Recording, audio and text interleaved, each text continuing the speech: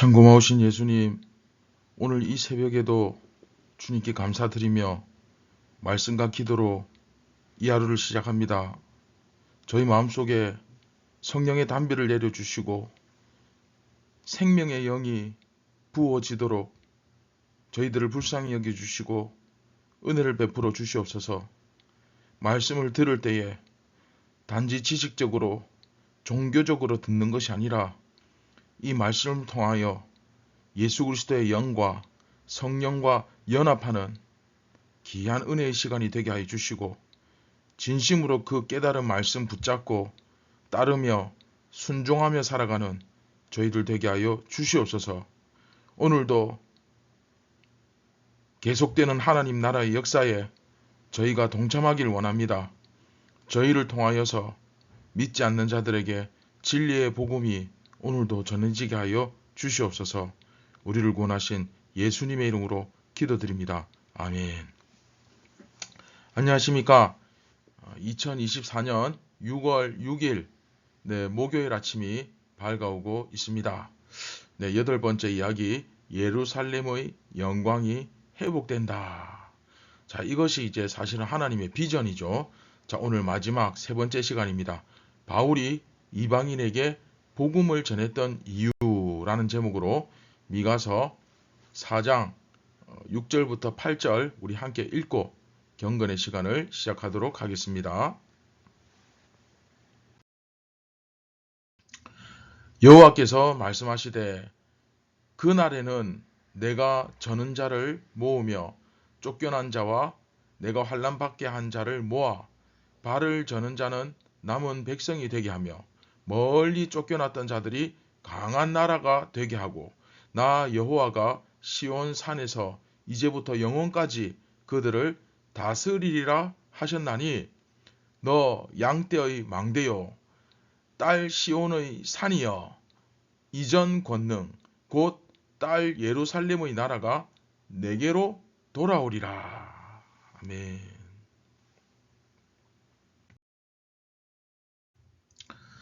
자, 여러분 오늘 본문 이제 6절 보시면 여호와께서 말씀하시되 이제 새롭게 내용이 이제 전개되고 있다는 뜻이죠. 그러나 저는 1절부터 8절까지를 예루살렘의 영광이 회복된다라는 하나의 큰 덩어리로 이렇게 한 단락으로 묶었습니다. 그래서 다른 큐티책이나 성경 본문은 아마 여기서 그 본문이 이렇게 나누어져 여기까지 딱 끊어서 이렇게 나눈 본문도 아마 많을 겁니다. 그러나 저는 크게 한 덩어리로 묶었다는 것. 왜냐하면 가뜩이나 본문도 짧은데 여기서 끊어버리면 1절에서 5절, 또 6절에서 8절, 9절에서 12절 이렇게 이야기의 흐름이 너무 이렇게 자잘해지는 경향이 있죠. 그래서 이렇게 하나의 주제로 묶어보았습니다. 자, 여호와께서 말씀하시되 그날에는 내가 저는 자를 모으며 쫓겨난 자와 내가 환난 받게 한 자를 모으겠다. 자, 이런 말씀을 하십니다. 여기서 저는 자, 쫓겨난 자, 환난 받게 한 자. 자, 이게 결국 뭡니까? 이스라엘을 말하는 거죠. 그런데 이스라엘이라고 표현하지 않고 야곱의 아들들이라고 표현하지 않고 뭐라고 표현합니까? 저는 자, 쫓겨난 자, 환난 받게 한 자. 자, 여러분 야곱이 창세기에서 어떻게 살았는지 기억하시죠? 저는 자 하면 대표적인 사람이 누굽니까? 야곱이죠. 그렇죠? 그래서 그 이스라엘 사람들은 그 뭐 태생적으로 이렇게 환도뼈가 약하다 뭐 그런 말도 있지 않습니까? 그래서 그 야복강 나루에서 그 하나님과 씨름하다가 허벅지 관절이 이렇게 위골되어 가지고 허벅지 관절이 빠져 가지고 절개됐지 않습니까? 그렇죠? 그 다음에 쫓겨난 자. 이게 야곱이죠. 아버지하고 형을 속여 가지고 결국은 쫓겨나 가지고 그 외삼촌 라반의 집에서 20여 년을 거기서 고생하면서 살게 되죠. 그렇죠? 그리고 환난 받게 한 자. 마찬가지입니다. 야곱의 집에 정말 많은 환난을 받았고, 그렇죠? 창세기에서 정말 뭐 우여곡절이 정말 많았죠. 그렇게 보면 자기가 이 바로 앞에서 자기를 소개할 때 한다는 말이 뭡니까? 참 험한 세월을 보냈다. 그쵸? 참 험한 세월을 보냈다. 이렇게 이야기하잖아요. 그 환난을 받았던 사람이 바로 야곱입니다. 그렇죠? 이해되시죠? 즉 이스라엘이죠. 이스라엘. 야곱의 새로운 이름이 이스라엘 아닙니까? 그렇죠? 그런데 그 이스라엘을 표현하는데 저는 자, 쫓겨난 자, 환난받게 한 자라고 표현하는 이유가 뭐냐? 네, 결론부터 말씀드리면 혈통적인 이스라엘이 아니라 믿음으로 이스라엘이 이제 이스라엘 백성이 된 사람들을 말하는 거죠. 그 사람들을 내가 모으겠다.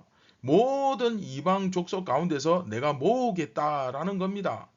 그러니까 그 중에서는 이스라엘의 혈통을 갖고 있는 사람들도 있을 것이고 또 완전히 그 외국인들, 이방인들도 있겠죠. 그렇죠? 자, 그렇기 때문에 7절을 한번 보십시오. 밭을 저는 자는 남은 백성이 되게 하며 멀리 쫓겨났던 자들이 강한 나라가 되게 하고 나 여호와가 시온산에서 이제부터 영원까지 그들을 다스릴 것이다. 자, 여러분 이게 무슨 소리겠습니까? 네, 새로운 이스라엘이 시온산에서 이제부터 영원까지 그들을 다스리리라. 네, 새로운 이스라엘이 세워진다는 거죠. 그게 바로 뭡니까? 네, 우리 요한복음에서 배운 대로 교회죠. 교회. 그렇죠? 새 이스라엘 교회. 그래서 여러분 8절 보시면 너 양떼의 망대요 딸 시온의 산이여 이전 권능 곧 딸 예루살렘의 나라가 내게로 돌아오리라. 내게로 돌아오리라.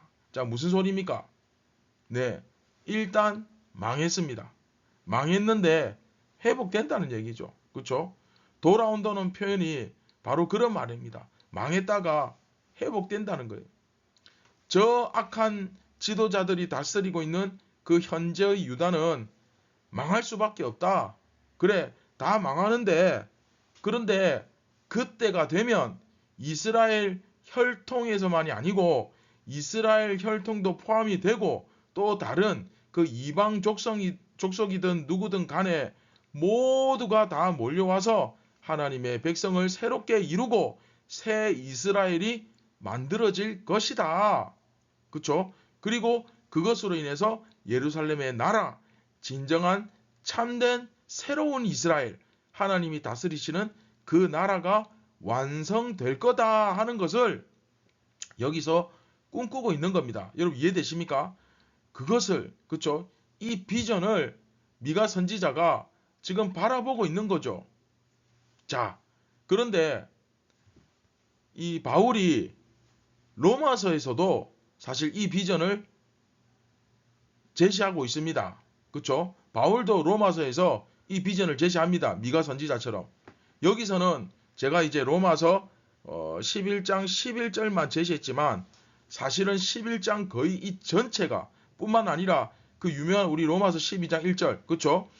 로마서 12장까지 거의 이것을 11장 12장이 거의 이것을 전부 다 이것을 중심으로 이야기하고 있어요. 뭐냐면 내가 왜 이방인들에게 이렇게 열심히 전도를 하는지 아느냐 하면 이제 이거죠. 그들이 넘어지기까지 실족했다. 자, 여기서 넘어지기까지 실족했다라는 말이 무슨 소리입니까? 네, 이스라엘이 완전히 망했다라는 표현이죠. 근데 완전히 망했느냐? 네, 그렇진 않죠. 완전히 없어질 때까지, 그냥 완전히 싹 사라질 때까지 완전히 그냥 싸그리 다 망했느냐? 그건 아니다. 완전히 망한 것은 아니고 그들이 넘어짐으로 구원이 이방인에게 이르러 이스라엘로 시기나게 함이니라. 이게 무슨 소리겠습니까? 시기나게, 세미나게, 그렇죠? 시기심이 나게. 네, 오늘 미가서에서 보여주는 바로 그 말씀이죠. 그렇죠? 모든 이방인들이 다 하나님의 백성으로 몰려오면 이 원래 이 이스라엘, 혈통적 이스라엘은 어떻게 생각하겠습니까? 우리가 하나님 섬기는 사람들인데 저 이방인들이 하나님을 섬기고 있네? 아니 근데 하나님께서 저 이방인들을 기뻐하시네. 또 저들을 자기 백성이라고 불러주시네. 아니 어떻게 이런 일이 일어날 수 있지? 하면서 저들을 시긴하게, 즉 세민하게 하면서 저들도 다시 하나님께로 돌아오게 그렇게 하신다는 거죠. 자, 모든 백성들이 다 이스라엘 백성이 되고 모든 이방 족속들 중에서 하나님의 백성들이 나오는 이것을 보고 이스라엘 백성들도 야야 우리도 빨리 하나님께로 돌아가자 하고 돌아가게 되는 역사가 일어날 거다. 나는 내 동족 유대인들을 결코 나는 버린 적이 없고 그들을 필요 없다고 생각한 적이 없고 나는 정말 내 이름이 그 하나님 나라의 생명책에서 지워진다 하더라도 우리 동족 이스라엘이 다 구원받을 수 있었으면 좋겠다. 그렇죠? 모세와 같은 마음이죠. 그렇죠? 이런 말까지 했던 바울 아닙니까? 즉 바울이 지금 이 미가 선지자와 또 이사야 선지자가 바라보았던 그 비전을 똑같이 그렇죠?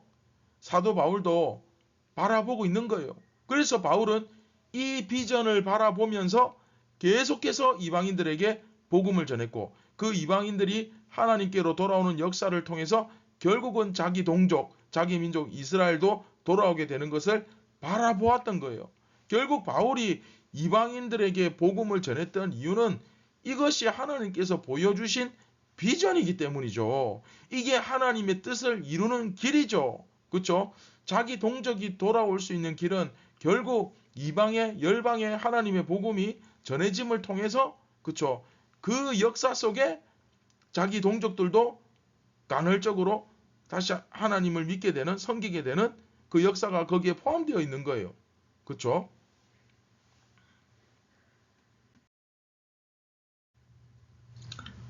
자, 말씀을 정리하도록 하겠습니다. 야곱의 혈통으로 말미암은 이스라엘, 그렇죠? 혈통적 이스라엘. 근데 그 혈통적 이스라엘은 사실 다 망했죠, 그렇죠? 없어졌습니다. 아니 무슨 소리 하십니까? 지금 팔레스틴 지방에 저 이스라엘이 지금 있지 않습니까? 그렇죠? 지금도 계속 전쟁을 치르고 있죠. 네, 물론 네 있습니다. 그러나 여러분 솔직하게 말해서 말이죠. 정말 그 야곱의 순수 혈통이 맞을까요? 2000년을 흩어져 살았는데, 그쵸? 어디 2000년, 예수님 오시기 바로 전에 그 침묵되었던 400년 역사까지 하면 사실, 그쵸? 근데 그들의 이야기를 들어보면 참 재미있습니다. 원래 성경에서는 부계 혈통을 따르게 되어 있죠. 그쵸? 족보에 보면 남자들의 이름이 쭉 나오잖아요. 그쵸? 아브람, 이삭, 야곱, 요셉 쭉 나오잖아요. 그쵸? 근데 목의 혈통을 따른다고 합니다. 지금은. 목의 혈통을 따르는 그 이유가 뭐겠습니까? 목의 혈통, 어머니의 혈통을 족보를 따르는 식으로 바꾸지 않으면 이게 신앙이 이어지지가 않아요. 그렇죠? 그러니까 예수 믿는 아내, 예수 안 믿는 남편. 이해됩니까? 이게 목의 혈통을 따르는 거예요. 그래서 바꿨어요. 부계 혈통, 아버지 혈통에서 목의 혈통, 어머니 혈통으로. 아버지가 이제 유대인이냐가 중요한 게 아니고 이제는 어머니가 유대인이냐가 중요하다고 합니다. 사실은. 자, 근데 그 중에서 우리가 정말 정통, 오리지널, 순수 유대인이라고 주장하시는 분들도 있긴 한데 글쎄요. 그쵸. 과연 그들이 그 혈통을 정말로 제대로 지켰느냐. 그 12지파의 혈통이 그대로 과연 그쵸. 또 뭐 지켰다고 칩시다. 그렇다면 도대체 그 혈통이 뭡니까? 그 혈통의 의미가 사실 없는 거거든요. 그게 무슨 의미가 있습니까? 사실은. 그러니까 결국 중요한 것은 뭡니까? 여호와 하나님의 말씀과 그 진리를 지키는 것. 그게 진짜 중요한 거죠. 그렇죠? 자, 미가와 이사야 선지자가 바라보았듯이 이미 이스라엘은 망했습니다. 정확하게 말하면 우리가 아무리 오랫동안 쳐준다 하더라도 AD 70년 예루살렘 성전이 완전히 돌 위에 돌 하나 남지 않고 예수님 말씀대로 전부 다 무너지면서 망했어요. AD 70년. 그렇죠? 지금이 AD 2024년이니까 이제 70년이니까 2070년 46년만 더 지나면 진짜 딱 망한 지 2000년이 되겠네. 그렇죠? 그 2000년 동안 다 부서져 망해가지고 부서져 있던 그 2000년 시대 동안 이스라엘은 완전히 그냥 온 땅에 흩어져 버렸어요. 그렇죠? 이스라엘은 없어졌습니다. 하지만 여러분, 그런데 하나님의 이름은 어떻습니까? 이 당시에는 미가와 이사야가 활동을 하던 이 시대에, 이 당시의 시대에는 여호와 하나님의 이름을 이 작은 나라 이스라엘에서만 부르는 거였어요. 아무도 몰랐습니다. 그렇죠? 누가 그 하나님의 이름을 알아줍니까? 이스라엘만 하나님을 섬겼어요. 불렀죠. 하지만 지금은 어떻습니까? 온 땅에 여호와 하나님의 이름을 모르는 자들이 없습니다. 그렇죠? 예수님을 모르는 사람들이 없습니다. 예수 그리스도의 이름을 모르는 사람이 없죠. 할렐루야. 예수 그리스도라는 그 이름을 통해서 새롭게 세워진 다윗의 왕조. 그렇죠? 다윗의 자손으로 오신 예수 그리스도에 의해서 세워진 그 권능에 의해서 온 땅의 모든 백성들이 하나님께로 나오는 역사가 일어나고 있지 않습니까? 지금도 실제로 온 세계가 하나님을 섬기고 그 아들 예수 그리스도의 통치권을 인정하고 있죠. 미가와 이사야의 비전은 예수 그리스도에 의해서 성취되었고 완성되었고 지금도 또 완성되어 가고 있습니다. 따라서 우리는 이 사실을 분명하게 기억해야 합니다. 이 당시 이스라엘 사람들에게 미가가 경고했던 것이 뭡니까? 네, 혈통적인 이스라엘이 참 이스라엘이 아니고 하나님의 말씀을 배우고 그 길로 행하는 자들이 이스라엘이다. 바로 이거죠. 그렇죠? 우리가 이 사실을 반드시 기억해야 됩니다. 복음서 보시면 이게 그냥 막 그쵸? 혈통적인 백성이 하나님의 백성이 아니라 말씀을 듣고 순종하는 자가 하나님의 백성이다. 이 구원과 직결된 문제니까 정말 중요하잖아요. 그렇죠? 그래서 이 메시지가 계속해서 귀에 정말 못이 박힐 정도로 계속 나오잖아요. 마태복음, 마가복음, 누가복음, 요한복음, 뭐 복음서에서 계속 강조하는 게 어디 복음서뿐만이겠습니까? 이 미가서도 마찬가지고 로마서도 마찬가지고 그렇죠? 그걸 우리가 다시 한번 이 미가서를 통해서 확인해야 됩니다. 똑같은 내용을. 여러분 이 정도로 강조하면 예수 믿는다고 하는 사람이 조금 전에 이 사실을 모른다는 게 더 기적 아닙니까? 그쵸? 성경을 뭐 10독을 했니 100독을 했니 해도 이 기본적인 사실 이 가장 상식적이고 기초적인 진리조차도 모른다고 하면 100독이 아니라 1000독을 한들 무슨 의미가 있습니까? 보지를 못하는데 소경인데 그쵸? 자 여러분 다시 한번 강조합니다. 자 이거 별 5개짜리 굉장히 중요해요. 하나님의 말씀을 배우고 말씀대로 행하지 않으면 하나님의 백성이라 불릴 자격이 없습니다. 여러분 이것을 꼭 기억하시고 절대로 그쵸? 함부로 내가 교회에 막 다닌다고 내가 교회 다닌 지 몇 년이 되었다고 응? 그리고 우리 아버지가 뭐 장로인데 뭐 우리 집안이 전부 믿는 사람인데 내가 교회에서 봉사를 열심히 하는데 또 응? 우리 집안에 목사님이 몇 분이 이런 것 전부 다 쓸데없는 소용없는 겁니다. 도움은 되겠죠. 그러나 이것이 구원은 아닙니다. 이것이 그쵸? 이것이 믿음이 아닙니다. 이거 다 쓸데없는 거란 사실. 그래서 바울이 오죽하면 내가 하는 모든 지식을 배설물로 다 여기겠다. 이건 그냥 똥이다. 쓰레기다. 그쵸? 여러분 이 사실을 꼭 기억하시길 바랍니다. 따라서 우리는 미가 선지자 당시에 이 이스라엘 사람들이 들었던 그 강력한 경고에 우리도 오늘 이 새벽에 귀를 기울여야 됩니다. 하나님께서 원하시는 하나님의 백성은 혈통과 같은 사람의 외모에 따라 결정되지 않는다는 것. 그렇죠? 외형에 따라 결정되지 않는다는 것. 하나님의 가르침을 배우고 첫 번째 배우고 두 번째 그 길로 행하는 사람이 하나님의 백성이라는 사실을 그렇죠? 하나님의 백성으로 인정받는다는 사실을 꼭 다시 한번 여러분 확인할 수 있었으면 좋겠습니다. 내가 그렇죠? 내가 하나님의 말씀을 알고 내가 하나님의 말씀에 순종하느냐 안 하느냐 그것이 가장 중요합니다. 이것을 깨닫고 온전히 하나님 앞에 순종하기를 결단하는 그런 시간 가졌으면 좋겠습니다. 자, 다 함께 말씀을 기억하며 기도하겠습니다. 참 좋으신 예수님, 우리가 정말 진심으로 예수 그리스도를 우리 구주로 구원자로 믿고 섬기되 바로 알고 믿고 따르게 하여 주시옵소서. 참 구원의 진리가 어디에 있는지 이 성경 속에서 우리가 오늘도 답을 찾으며 무엇보다 우리도 열심히 훈련받고 양육받고 성장하여서 장성하여서 그 하나님의 비전을 함께 이루어가는 진정한 이스라엘, 참 이스라엘이 다 되게 하여 주시옵소서. 오늘도 진리를 분별하고 팔이 안으로 굽는다고 해서 우리도 세상 사람들처럼 나한테 더 덕이 되는 것, 나한테 더 이해가 되는 것, 나한테 더 좋은 것을 선택하는 것이 아니라 정말 옳은 것을 선택할 줄 알고 그리고 정말 가치 있는 것을 행할 줄 아는 그런 참된 진실된 교회가 다 되게 하여 주시옵소서. 우리를 구원하신 예수님의 이름으로 기도드립니다. 아멘.